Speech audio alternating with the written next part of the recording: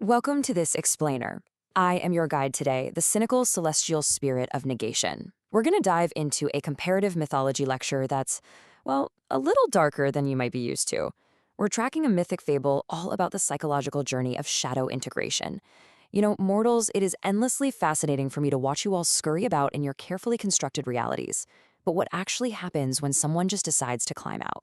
Let's get right into this mythic ascent and see exactly what kind of monsters are hiding at the absolute top. Wer immer strebend sich bemüht, den können wir erlösen. Whoever strives with all their might, that one we can redeem. This famous line from Goethe's Faust, that's our anchor today. Because in this explainer, we're tracking a restless, completely insatiable Faustian hunger.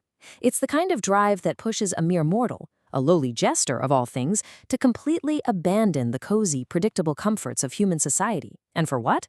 For the absolute heights and the terrifying depths of existence. He absolutely refuses the safety of staying put. Section 1. The Fortress of Human Arrangements. It's almost adorable, honestly, the fragile illusions of safety you humans build just to protect yourselves from the truth of the universe. Just look at the conceptual contrast we have here. On one side, we have the high cathedral. Think of this as your rigid, oppressive stone architecture. It represents your approved civet hours, your neat little moral laws. But on the other side, the great star. This is the primordial cosmos. It's fluid, it's chaotic, bathed in this icy nocturnal light. It's the nameless void, utterly and completely indifferent to human suffering. Let's look a little closer at this fortress. In Carl Jung's Red Book, he actually identifies this exact kind of institutional structure as the ultimate manifestation of the spirit of this time. The High Cathedral is, essentially, the societal superego. Sure, it's a magnificent stone monument, but its real purpose isn't to reach the divine at all. It's to domesticate it. It acts as this massive, heavy stone shield, completely designed to block out the ancient night and protect the fragile human ego from a direct, unmediated, and frankly terrifying experience of the cosmos. Section 2. Unleashing the Monstrous Shadow. And enter our protagonist, a low parasite of the court who somehow shakes off his chains and becomes the Shadow Unleashed.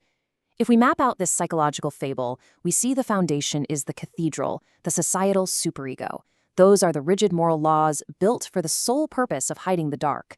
Then we have the jester, the unbound id, driven by pure, raw impulse. And finally, the great star, the archetypal self, existing in a state of absolute, impartial indifference. Notice how the jester doesn't climb the cathedral to conquer its theology. No, he uses the absolute highest monument of human security as a mere footstool to reach the stars.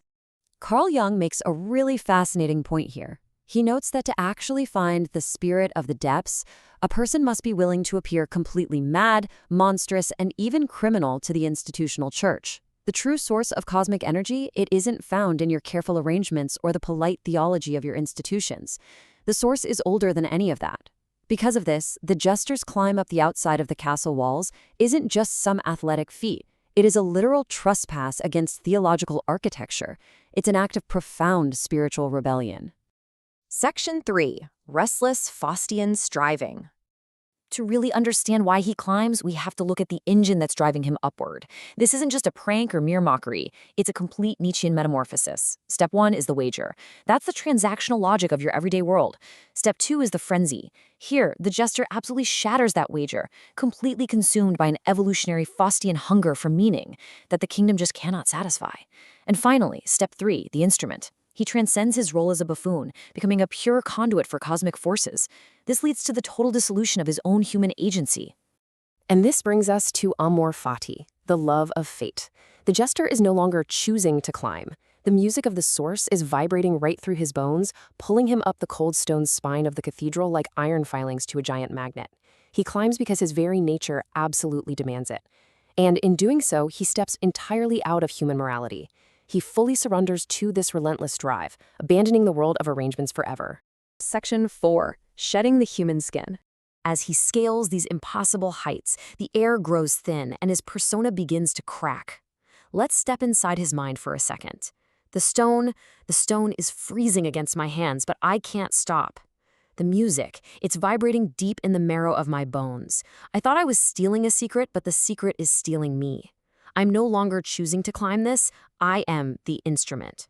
Man is a rope, tied between beast and overman, a rope over an abyss.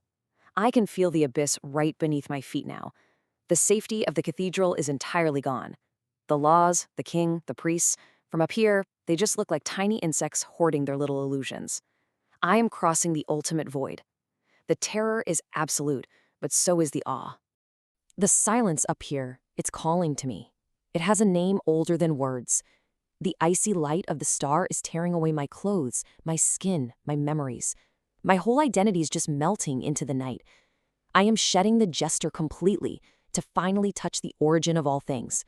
Section 5. Meeting the Cosmic Monster. Right. Stepping back out of that dizzying internal space, we can now, with our sophisticated, cynical detachment, look upon the terrifying psychological hybrid born at the peak. What exactly does the Jester meet up there? He meets Abraxas.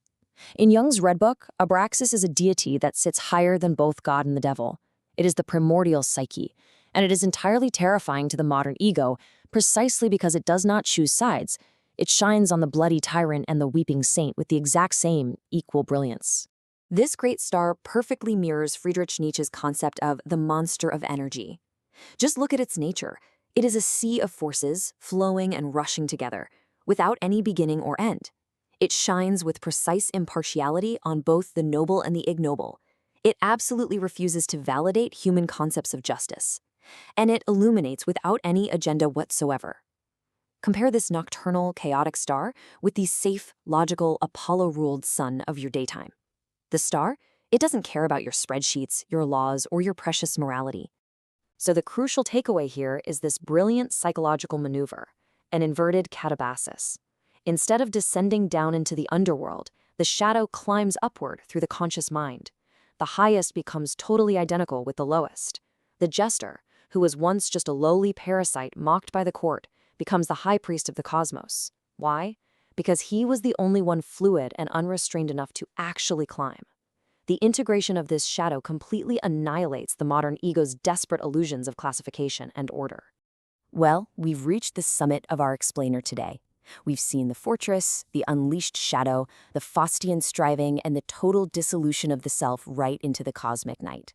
So I'm going to leave you with a dark, provocative thought to ponder in your quiet moments.